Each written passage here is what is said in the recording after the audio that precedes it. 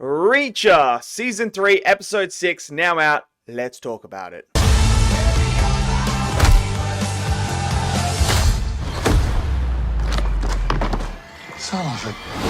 So the new episode of Reacher is now out for you guys to go and check out. Episode 6 of Season 3. And wow. So this episode has set the stage for the final two episodes. So much happened in this episode that has now moved this story into a place where I actually didn't think it was going to go right now, but it went there, and it's freaking mental, man. So, firstly, what we find out is Quinn is not quite the boss of everything. He actually has to answer to the Russians because he borrowed money off them. And that is why he's trying to get this deal across. Now, we also find out Teresa is a part of that deal. He is adding her into it. So, the moving parts to this puzzle are just continuous. So, now we have the Russians involved. Now we know why Quinn is so panicky and stuff like that right now. And we now also know his amnesia does actually affect Reacher, because now he doesn't know who Reacher is. He doesn't remember that confrontation. So there is that. So Reacher's cover isn't blown straight away. But what happens is Quinn starts to, because of the whole federal agent stuff, he goes, find out who's been searching to me. So they go and do that. And this is where I was not expecting this. They get the young major who's working with the military, who Reacher called to run the plates. And they've got him, and they're just beating him, constantly trying to get this information while FaceTiming Quinn at the same time so Quinn can watch. My man doesn't back down though. And Quinn even says, I know a soldier when I see one who's not going to talk. And he just basically says, just cut him open and let him bleed out. And they're like, why can't we just put a bullet in his head? He's like, well, is that fun? No. So we're already seeing Quinn and how psychopathic this guy truly is. So I was not expecting that to happen there. Then he sends people after Neely, who's in Chicago. But obviously, our girl, Neely, you can't take her down like that, man. You can't. She's an absolute boss. She was aura farming in this episode, man. She takes both of them out. One of them's still alive, holding his wound. And he's in the kitchen. And she walks in.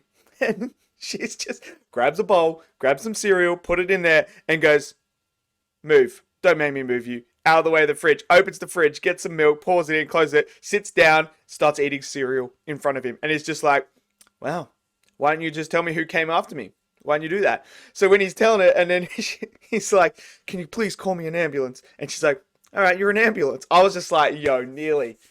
Oh, she's a goat, man. She is a goat. And then he's like, please, just call me an ambulance, please. So she's like, fine, all right, I will. She calls him, and they're like, yeah, they'll be 5 minutes out, but you'll be dead in 1 minute. Just walks off. I was just like, yo, you can't mess with Neely, man. You can't mess with her. She's a goat.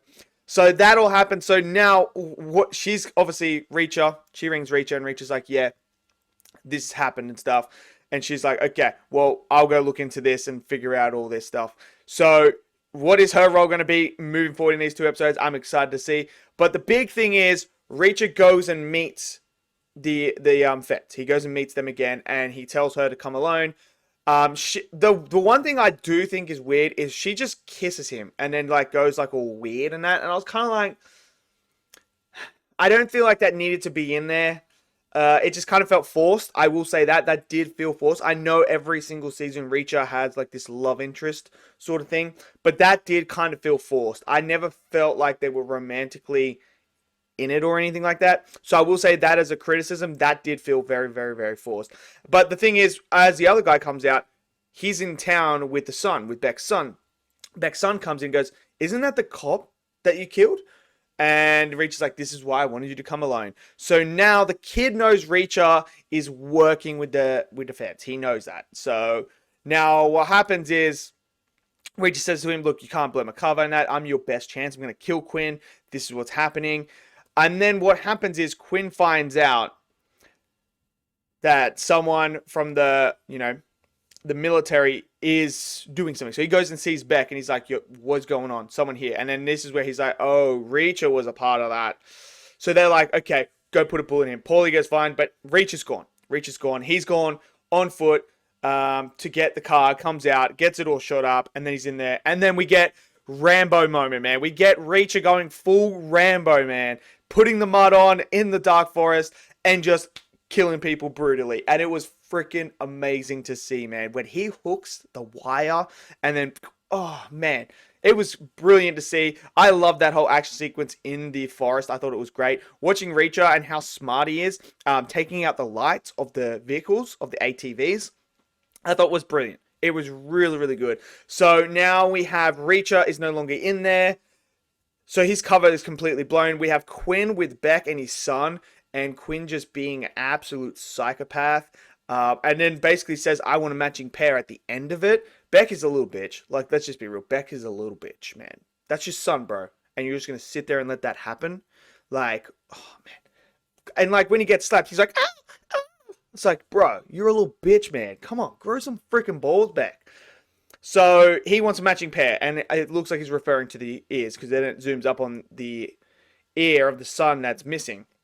And I'm like, yo, Quinn he's something else, man. This guy is something else. No wonder why Reacher wants to end him. So Reacher in that, they think they know where Teresa is. They go to this boat, and that's where we see old mate, who's got like the ponytail and that works for Quinn. And he comes in, and yo, she bodied him. She absolutely bodied him. And I love the moment where Reacher's like, don't look at me. I'm scared of her too. And so they find out more information about Teresa and what's happening. So then the whole boat explodes. That's what happens. And then there's this little moment of like them, talking, getting dressed and stuff like that. And he's like, oh, you taking little sneak peeks at me, are you? That sort of stuff. And then, yeah. So that's what's going to happen. So now we got 2 episodes to go. I think this episode set it up brilliantly moving forward now. I'm excited for the next 2 episodes. I'm excited to see where we go. So overall, I thought this was a very good episode. Look, like I said, there is a few things like the whole love interest stuff. I don't believe it. I feel like it's just there because it's like, we need to have it. I don't think you do need to have it. I think that could be removed, and this episode runs completely fine without it. So, yeah. But I'm excited to see what is going to happen moving forward here, because it's going to, oh man, everything has been put in motion now. And what is going to be the conclusion? I don't know. Obviously, I haven't read the book, so I don't know.